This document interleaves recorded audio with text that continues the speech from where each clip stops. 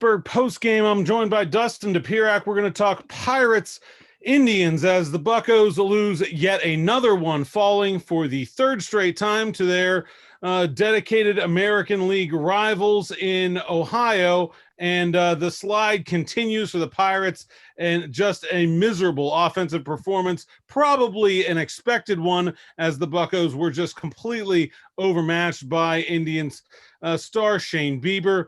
Dustin, pretty much the way that if you were going to make a script for this game with one of the best pitchers, one of the best young pitchers in all baseball on the mound, facing a Pirates offense that has been pretty inept recently. Yeah, no, absolutely. I mean, Bieber's been lights out. I mean, his strikeout numbers are just off the charts. And it was, again, just what you would expect. And they just looked totally baffled the entire time. They never solved them. Both of his breaking pitches were just, I mean, they were just waving at those. Basically, they were just grossly overmatched. He was on the black with the fastball, just, moving that around everywhere that he wanted to, and basically just kept setting everything up. And again, it's just another case of just this offense just not having nearly enough punch. And they obviously had a couple guys held out tonight. Frazier initially before Colin Moran gets thrown out of the game, and then Brian Reynolds also being out. Not that those guys were hitting all that well anyway, but it's guys that usually play.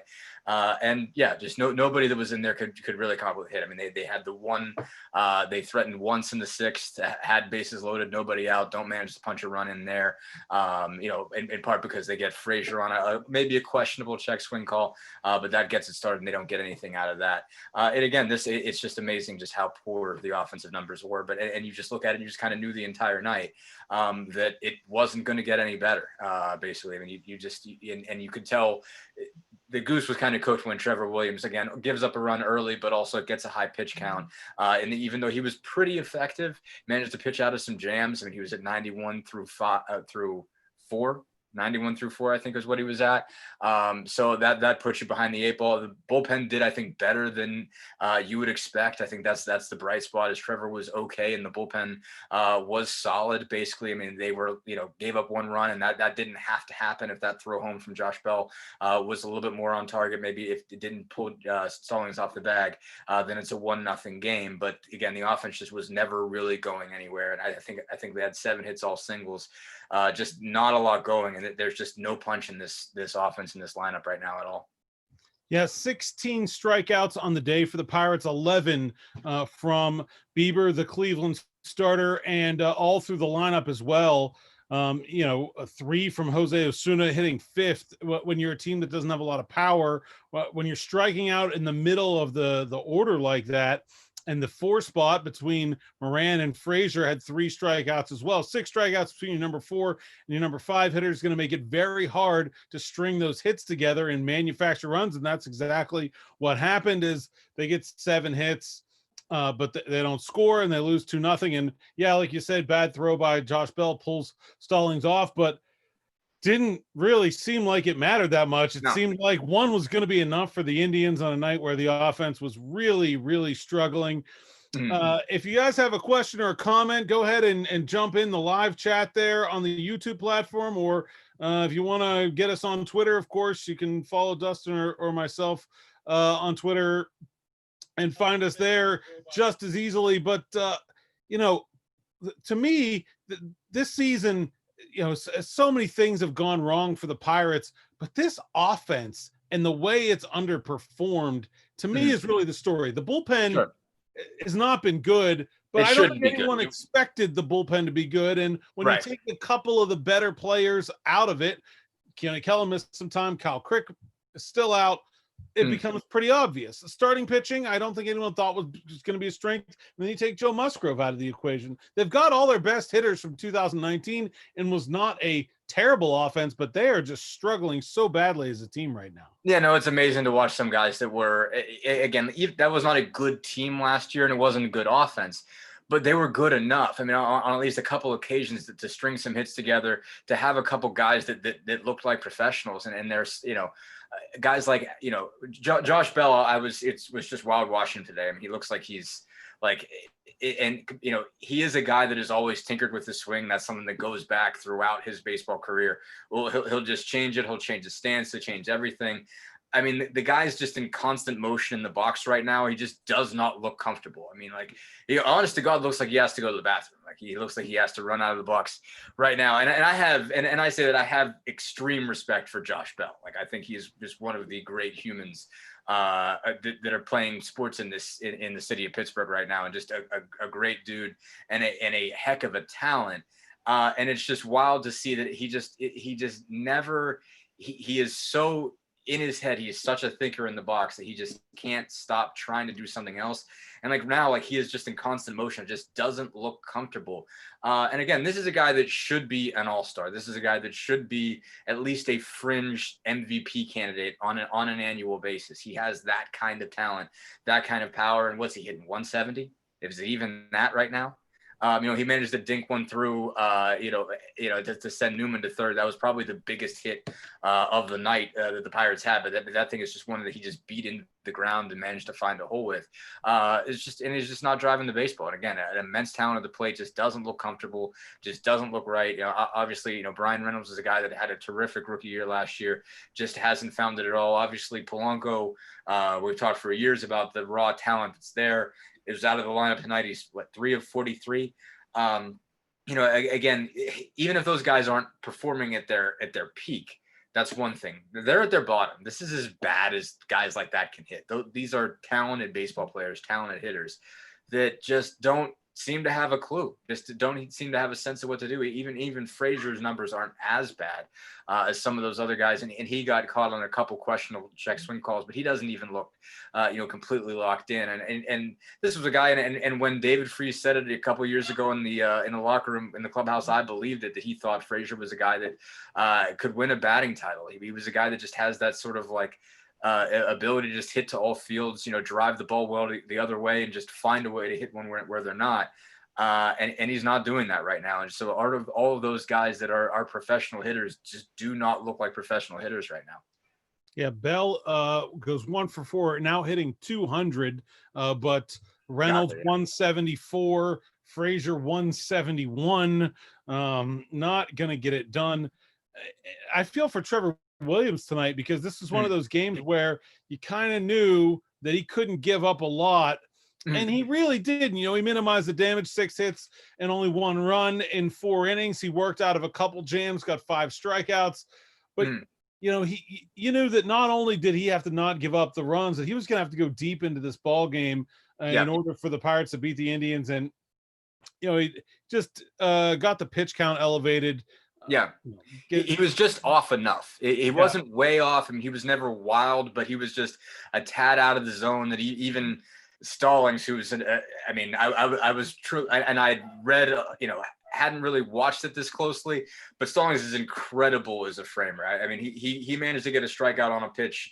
I think it was to Cesar Hernandez, that was at least 4 inches south of the knees, at least. And he managed to squeeze a strike out of that. And that's how good of a framer he is. And but Williams was just a little bit more off than that, just a little bit too far off that Stallings couldn't sort of bring him back into the zone and get some strike calls. I mean, he wasn't wild, but just enough to raise that pitch count up where it's 2 ball counts, 3 ball counts that he's having to work through. And he wasn't necessarily walking guys or putting a bunch on, but he's taking 6, 7 pitches to get guys out, and he's given up a couple hits, and they're stringing a couple together, and he's working out of jams. He only gave up the 1 run, but that was honest. It was, he gives up a hit to Bo Taylor, who was 0 of 16 at that point, basically before that hit. But it was his 47th pitch, and I think it was the 2nd inning.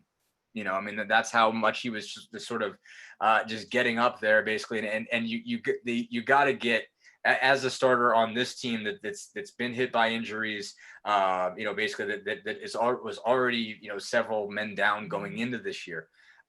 You absolutely need you need more than that. Again, he pitched good enough that again, and the bullpen was good enough.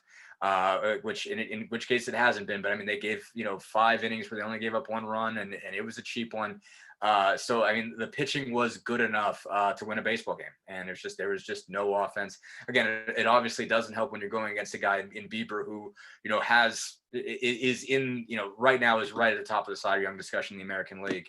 Awkward as that is in a 60-game season, but he's right there for the starts that he's had. I mean, I think this is probably if it's either his third or fourth double-digit strikeout game in 5-6 starts, basically. I mean, he's just been lights out, and you knew it was going to be that good. I mean, you've got to be more efficient if you're Trevor Williams. But he was solid. He was good enough. And again, I thought the bullpen was stronger certainly than I expected. You just got to get some offense somewhere. Alan Saunders joined by Dustin Dopirak on Pittsburgh postgame as the Pirates drop a 2-0 decision to the Cleveland Indians and are swept by their foes from up the turnpike. Dustin, of course, covered the Pirates for DK Pittsburgh Sports and covered the Indianapolis Indians for The Athletic last season. Nobody in downtown Indianapolis, Victory Field, sitting empty this year. The Pirates have their minor leaguers that are active out in Altoona. Dustin, I think they miss AAA a good bit right now. There are a number of players in this organization that I think could be they need to be playing, and they're not in Pittsburgh. And I think that's a pretty tough situation for the Pirates to deal with going forward. Obviously, not going anywhere in the standings. They have the ability to use Pittsburgh to get young guys a shot, but you're also talking about players that have not faced meaningful competitive pitch all year, and now potentially bringing up a guy like a Brian Hayes or up to Pittsburgh. What are your thoughts on what the situation is with the young guys? Should they bring them up and give them a chance, or is this season just a wash for any prospect development anyway? I mean, it's a fascinating question because it's just that you don't have. I mean, I don't know what's going on over in Altoona. Are you allowed to go? Is anybody allowed to go find out what they're up to? I have no idea, honestly, like how they're handling these sort of satellite sites. I mean, is anybody allowed to go talk to those guys? I'm sure they're scrimmaging. I'm sure they're exhibitions. But like you said, I mean, it's not competitive games. You're losing something no matter what you're doing over there. And you're trying to keep those guys just ready if they've got to go. But again, it's just not normal at all. So that I think leans towards for somebody like a Brian Hayes, give it a shot. I mean, and again, I think, I think I saw you engaged in this discussion on Twitter because it does involve service time. And it just is a question of, okay, who makes sense for this? At what point does it make sense to make sure somebody gets a game? Because it's almost like, what's the point of losing? Are you losing your development? Are you getting enough there? If you're looking at Brian Hayes, if he was playing a AAA season right now, and you're like, okay, this team's terrible, it's not going anywhere, but he is playing every day in Indianapolis, and he's hitting, in the 2-hole, I think is where he was at last year, getting a ton of at bats. Getting a lot of work at third base, being in some serious situations. Does it make sense? And you because it's the big question with him is the power going to develop? Now it's at the point where, okay, he's solid with the bat, he can drive some gaps. Average isn't that high, it's in the 270s, the 280 range generally. As he's been coming up throughout. Defense is spectacular. So what do you do with a guy like that? This was sort of the year that you're sort of hoping that maybe he gets a little bit more as far as the extra base stuff is concerned, gets a little bit more lift with the bat. This is what you'd want to see. Do you get enough out of whatever you're videotaping in Altoona to tell you it's time? That I think is a tough question with that. And does it make sense? I mean, like, in some sense, it certainly makes sense to give him more bats than JT Riddle. I mean, like, what? I don't know if Brian Hayes, if they're starting, you're starting to, read some stories, read the Beer Temple story in The Athletic about Larry, quoting Larry Broadway at length about how he's looking at them. And they're like, he's not a guy you're ready to rush yet. You're just like, okay, what do we do with this guy? Because the power's not necessarily showing up yet. And you trust maybe it will, but he's not a guy that's going to come in there and rake. It's a tough call with a guy like that. And is it time to start his clock? He's still a young guy. He's still a guy who started early, was a Tennessee signee. So he came in at 18, basically, skipped college.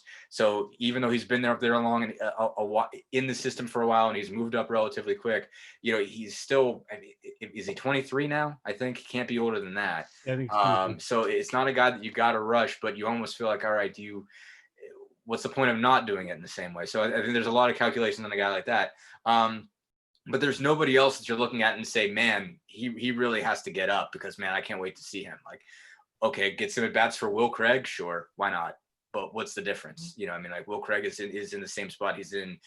He's not better than Josh Bell, and he's not better than Jose Osuna. I think Will Craig's a halfway decent ball player. He's a hell of a good guy. I wrote a story about him last year.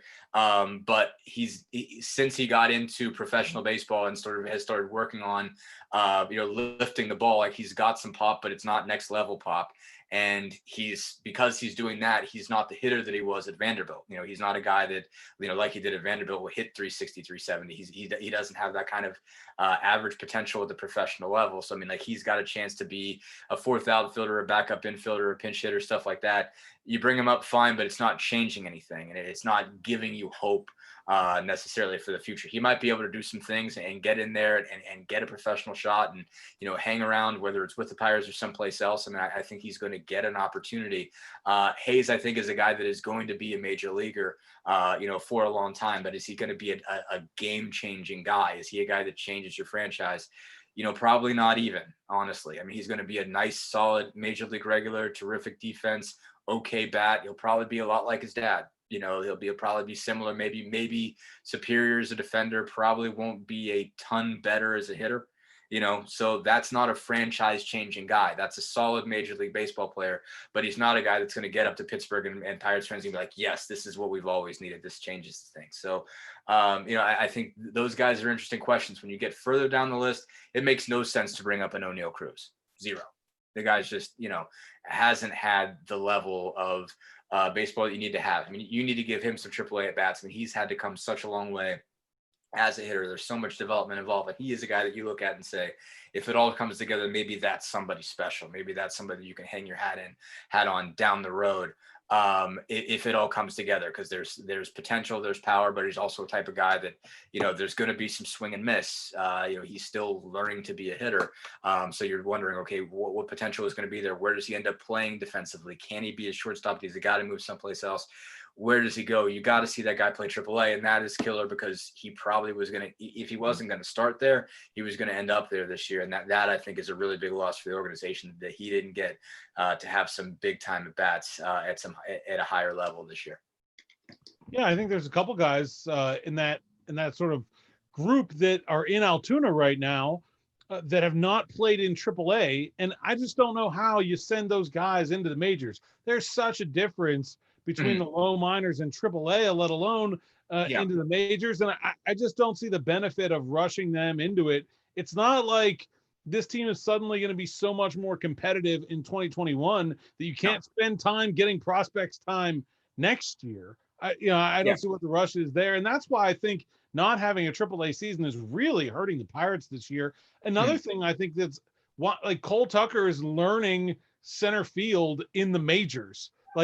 If this was any other year, he would be in Indy getting regular bats, trying to get himself in a good place. And that's the other thing that's so hard, is like, you never want to call a guy up when he's not in a good place. Like, no matter what his talent level is and what his projection is, like, you want to call a guy up when he's feeling good about himself and he's on a nice little run. And these guys haven't played all year. How could any of them be feeling good about themselves right now? I don't think it's putting them in a good situation. And then if they struggle, you're going to say, well, they weren't in a good situation. So, if you're just going to write off the evaluation, then I don't know what the point is, I guess, on some level. Yeah, no. And it's just, it really just comes down to, it comes back just with the Pirates. Just so much has been messed up, and everybody in every sport in America is messed up, but the Pirates are uniquely messed up. And it's just, again, because as we were talking about at the beginning, like, if some of these guys lock in and do what they're supposed to do, you don't have to play Cole Tucker in the outfield. If you have Brian Reynolds operating at his highest potential and Gregory Polanco operating at his highest potential and Jared Dyson being the guy he was at Kansas City or anything close to that, that's a solid outfield. You don't have to think twice about putting Cole Tucker out there. You know, obviously Polanco gets COVID and has to play through that. Brian Reynolds hasn't been effective. And you have all an otherwise just generally messy offensive situation. Guys that haven't, turned into much. Guillermo Heredia hasn't produced anything. So you find yourself saying, all right, well, Cole Tucker's at least a talented human.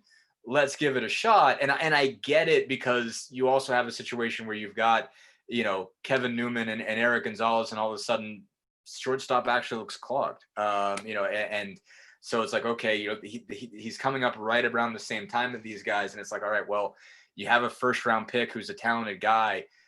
I guess you go see what else you could do with him, because he's a fun dude to have in the clubhouse too. He's like the nicest guy ever. So you're like, all right, you might as well, he's a mature enough person to give this a chance. But is it ideal? Dear God, no. But he's had a couple moments out there when you've been like, who knows? Really kind of had that adventurous catch tonight, right? Where he's not quite sure where the wall is. And look, the right field wall at PNC Park is challenging, even major league outfielders. It's just so, to me, it's so jarring to the system to just have a major league team that's like, yeah, well, we know this guy doesn't really know what he's doing out there, but we're just gonna try it. We're just, why not? Sure. And it's funny because the debate comes, well, they're not playing the young guys. Like, this is the chancy thing that you're doing, like putting Cole Tucker out there, and it makes more sense because you've already brought him up. He's already been at the major league level. He's already seen major league pitching. Again, I guess that could be Travis Swaggerty, right? You could just take a guy who's clearly not yet ready for the majors and chuck him into the fire because he happens to play center field. I don't know. I don't think that's any better. I think it's worse. Yeah, no, I think it's worse. I think if you're going to do some chancy, throw some stuff at the wall stuff, this is the thing that makes some sense. Does it ultimately help you that much? No, but I don't think it makes more sense to take a guy who is on track to eventually be your major league center fielder. Maybe. I'm not saying Swaggerty's definitely on that course. You might think of it more so if you did get a minor league season out of this year. But Cole Tucker obviously is not necessarily there, but he's on course to be a major league player someplace, somewhere. And again, he might be clogged at shortstop. He might end up having to get moved someplace. He might end up having to get traded, but he's a guy that at this point belongs in a major league clubhouse. At this point should be part of a major league roster, when the other option is not playing a real season. He's got to be on the roster. He's got to play someplace. So you might as well give that a shot. Again, Travis Swaggerty is not that far along. Or at least it doesn't seem to be, unless he secretly has had an amazing spring by himself somewhere on a killing it in Altoona. All the reports. I don't know. No, I'm just making. Who knows? I mean, like that. Again, guys who haven't making it up too. I don't know. Yeah, who knows? But guys who haven't even seen Indy, and who haven't necessarily owned Altoona, are not ready for this move. They're just not. And it's just, again, because this franchise is not in great shape, it does not have a sort of obvious next group of guys to bring up and say, there's not a group of young guys who just throw in and play that, will give you hope in the future. It's not like you've got this like freshman class that's just sitting there that you want to bring all up together. They're not there, and there is, again, like, there's a reason why that system, I think, is 22nd in Baseball America, and probably is right around the same in any other ranking system you want to say. It is not a great development system coming up. And I think that's really, when it comes to how Pirates fans, I think, talk about this team, I think they're always getting mad at the wrong things. And mostly the thing to get mad about is the fact that the development and the drafting just has not been there. Has just not, since about 14, 15, there just hasn't been an influx of talent. It's in terms of drafts that has really come through and really lit everybody on fire. There's been a handful of guys that have been okay, but just not enough Just not enough talent for you to be able to look there and say, okay, that's what's next. That's what we're pointing towards. I mean, there's not a group of guys right now. There is some talent certainly in that minor league system, but nobody you're looking at and saying those guys, when they come up, we're going to be good. There's there no isn't one one to of point those. to. Yeah. Alan Saunders, Dustin Dopirak, Pittsburgh postgame. Pirates 2-0 losers yet again. They are now 4-17. They are the worst team in Major League Baseball with a 190 winning percentage. It's hard to call it a winning percentage when it's 190. We should maybe just do the inverse. They have an 810 losing percentage. Yes. That's what it is. Nothing about that percentage is winning. Dustin, we usually do some quick hitters here. We call it 3 up, 3 down. We promise to try to stay even keeled with 3 ups and 3 downs, with the admission that sometimes it's difficult. I'll give you the honors. Could be about today's game this season, the broadcast. I don't know, yesterday or 2 days ago, my up was somebody jumping into the river for a foul ball. Whatever you got, up or a down, give me what's on your mind. Man, that's tough. I mean, I'd say ups. Brandon Waddell had a nice little outing, I would say. And he's a guy that they haven't been sure what to make of, because again, he was a big time pitcher in college and was a big gamer through AA, but just doesn't have great, like, knock your socks off stuff. So it's just been a question of, okay, how many guys can you really get out at the major league level? So you're looking at him as, 1 inning lefty, and they got 2, I think, pretty decent innings out of him. I thought that was all right. To be able to start to rely on him at all as part of that bullpen, I think is good news. I thought Sam Howard was okay. He showed a little bit, and I'd say Trevor Williams, while he didn't have a great outing, 4 innings is not going to cut it. But he got outs. He was reasonably in control. None of these things are great things. There's not much great to speak of about anything on this group at all. But if you got to talk about 3 guys that were okay today and at least kept that game from getting out of control, there you go. So Dustin's going all positive, leaving me the negatives. There was plenty. Yeah. I've got a veritable smorgasbord here. You do. Of negatives. Where to start? Josh Bell's defense. Why is this still an issue? Like, I know, like, they went with a new throwing motion, or the guy's got to be able to throw 90 feet at some point. I'm with you on Josh Bell's a human being, one of the people in that clubhouse that I have the very utmost respect for. I'm sure he's as frustrated as anyone about what's going on. There's a designated hitter now. You can't be a first baseman if you can't throw to a base. And he gives up a run I don't know if it ended up getting scored as an error or not. It should have been. I believe it did. Yeah, the Pirates ended up with an error, and they didn't have one before that. But how is it still a thing, and how have the Pirates not found a way to fix it yet? I mean, it's been so when did he move from right field to first base? Like 4 years ago now? Like, should get it together. That's a vexing negative that has been around for quite some time. What else do I got? All right, I'll play on my Twitter joke, but I'll go the negative here in the DH rule. I think it hurts the Pirates. You're playing an American League team in your home park. Sure. And, they're not a team that's set up to have a DH. They haven't been. They didn't know that when they were building this team that they were going to have a DH. And I think you see it in a game where you play an American League team in your home ballpark. You would have had that advantage in years past. And of course, my joke was that we didn't get to see Bieber get a hit single. But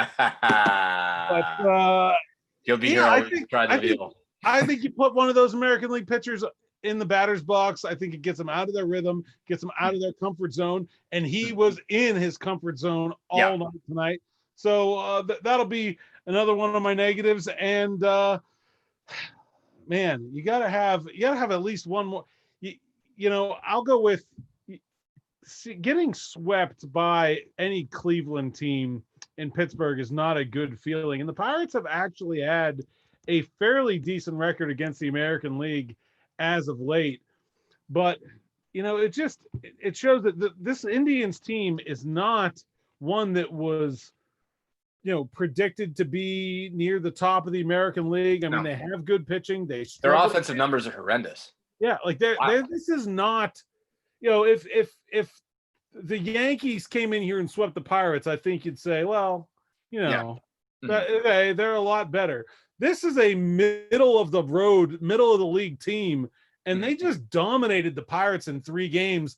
There's bad, and then this is something else. This team is not competitive.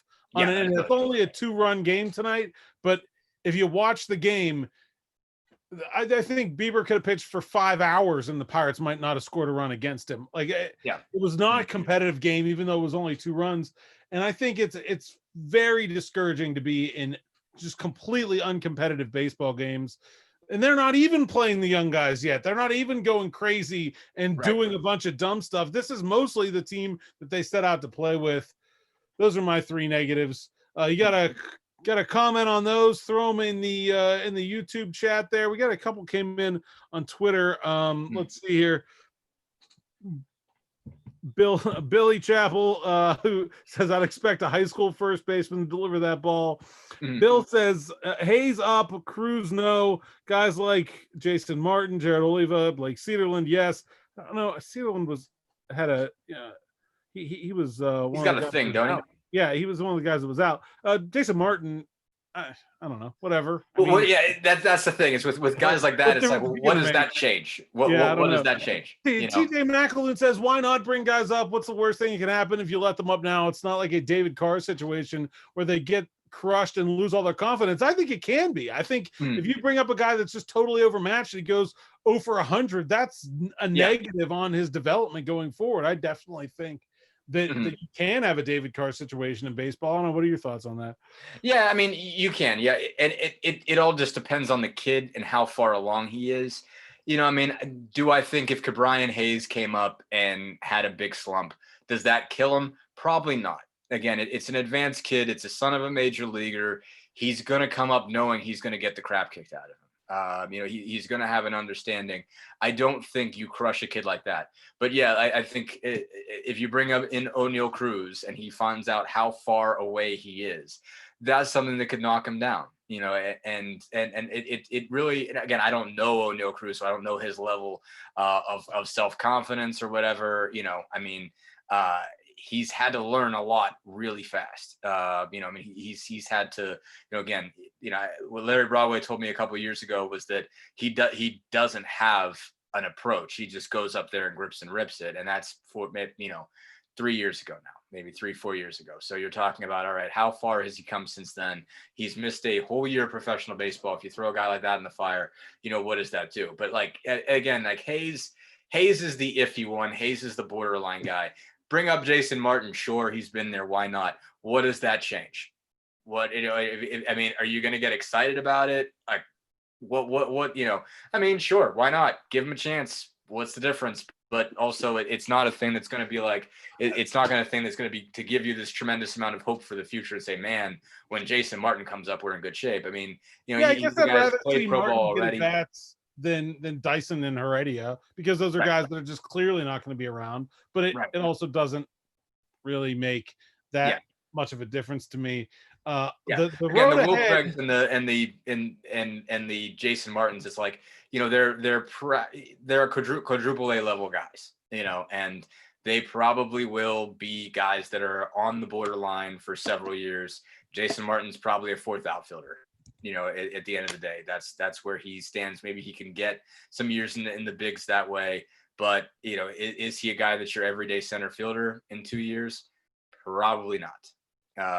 Maybe everything comes together for him, and he's got some nice little buggy whip power to him, but it's not consistent. It's not. He's not going to be a 20 home run a year guy.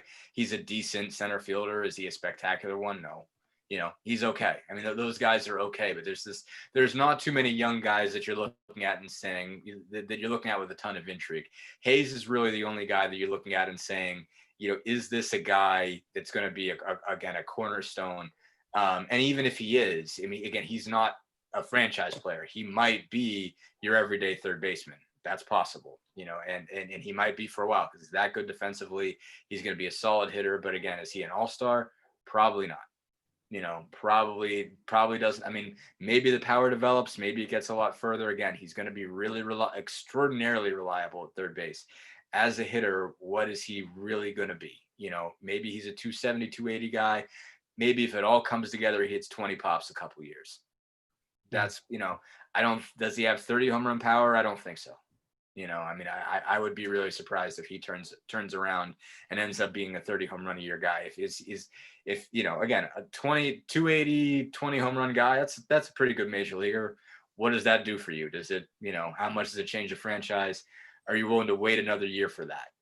And Colin Moran is one of the few guys that's actually hitting okay. Now you can play him at first and you can make him a DH. Eric Gonzalez is hitting well too. Third base is maybe the only position where you got somebody. Probably feel okay about the guys they're playing right now. Right. No, exactly. And that's another part of that conversation.